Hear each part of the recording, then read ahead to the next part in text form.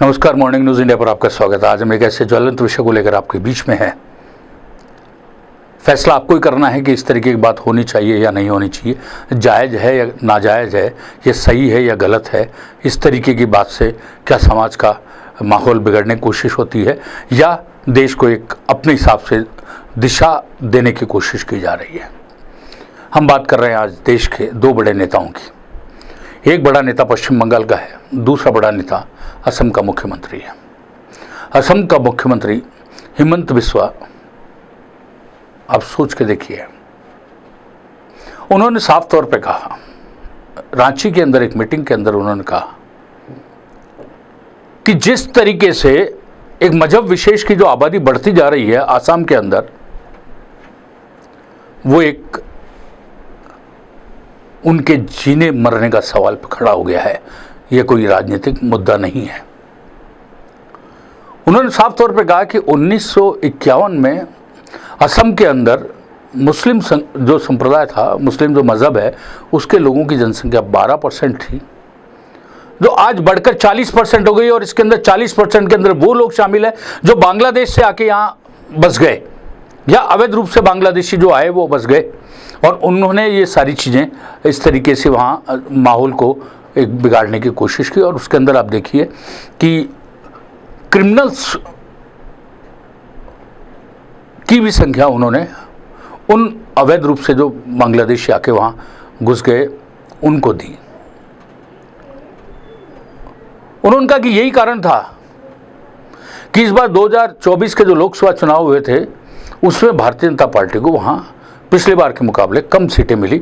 उसकी वजह सीधी तौर पर थी कि वो जो इस तरीके के मजहब विशेष के लोगों ने कांग्रेस का साथ दिया और उनकी सीटें घट गई।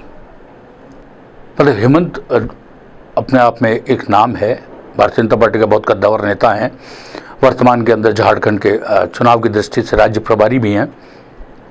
उनका ये बयान कई सवाल खड़े करता है कि अब भारतीय जनता पार्टी का लाइन ऑफ एक्शन क्या होगा, अब भारतीय जनता पार्टी किन आधारों के ऊपर चुनाव लड़ने की कोशिश करेगी। उनकी इसी बात को थोड़ा सा 2 कदम आगे चल के पश्चिम बंगाल में विपक्ष के नेता, भारतीय जनता पार्टी के कद्दावर व्यक्ति शुभेंदु अधिकारी ने 2 कदम आगे चल के अपनी बात कही। शुभेंदु एक पार्टी के एक संगठन कार्यक्रम के अंदर अपनी बात कह रहे थे, जिसके अंदर संगठन के तमाम पदाधिकारी मौजूद थे और एक रिव्यू हो रहा था, एक मंथन हो रहा था कि लोकसभा चुनाव के अंदर पश्चिम बंगाल के अंदर भारतीय जनता पार्टी को पिछली बार के मुकाबले इस बार कम सीट क्यों मिली। शुभेंदु अधिकारी ने साफ तौर पे कहा कि ये जो नारा भारतीय जनता पार्टी ने दिया, सबके साथ, सबका साथ, सबका विकास, सबका विश्वास, तो उन्होंने कहा कि इस नारे की कोई जरूरत नहीं है। सबका साथ सबका विकास के नारे की जरूरत नहीं है, हम उसका साथ देंगे जिसने हमारा साथ दिया।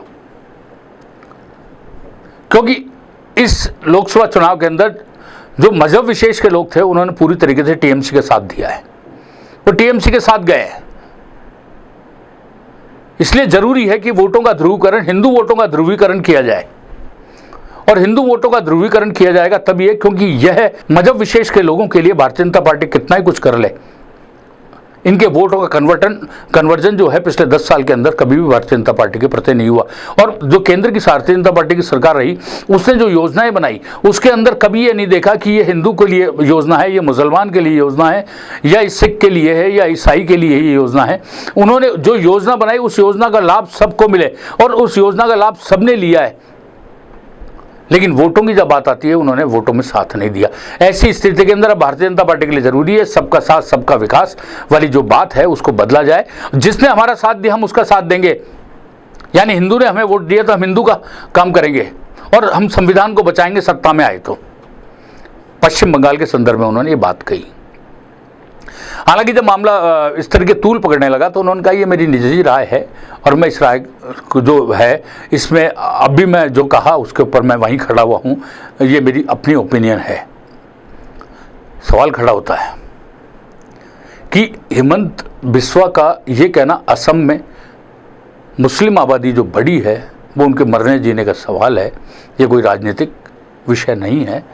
दूसरी तरफ शुभेंदु अधिकारी ने पश्चिम बंगाल में ये कहकर कि जिसने हमारा साथ दिया है हम उसका साथ देंगे, हिंदू वोटों का ध्रुवीकरण करने की दिशा में ये एक कयास है। क्योंकि आप देखिए अब इसी साल के अंत में महाराष्ट्र में, हरियाणा में, जम्मू कश्मीर में और झारखंड में, तीनों में विधानसभा चुनाव होने हैं।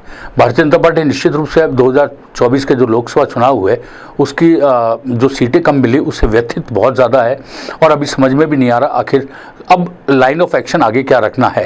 क्या पूरी तरीके से हिंदू वोटों के ध्रुवीकरण के लिए जाना है, क्योंकि अभी तक का जो एनालिसिस निकला उसमें मजहब विशेष के लोगों ने पिछले 10 साल में भी भारतीय जनता पार्टी का साथ नहीं दिया है, यह नेताओं का कहना है। बहरहाल जो कुछ भी है, लेकिन आने वाले दिनों में देखते हैं कि अब भारतीय जनता पार्टी का लाइन ऑफ एक्शन किस तरफ रहता है।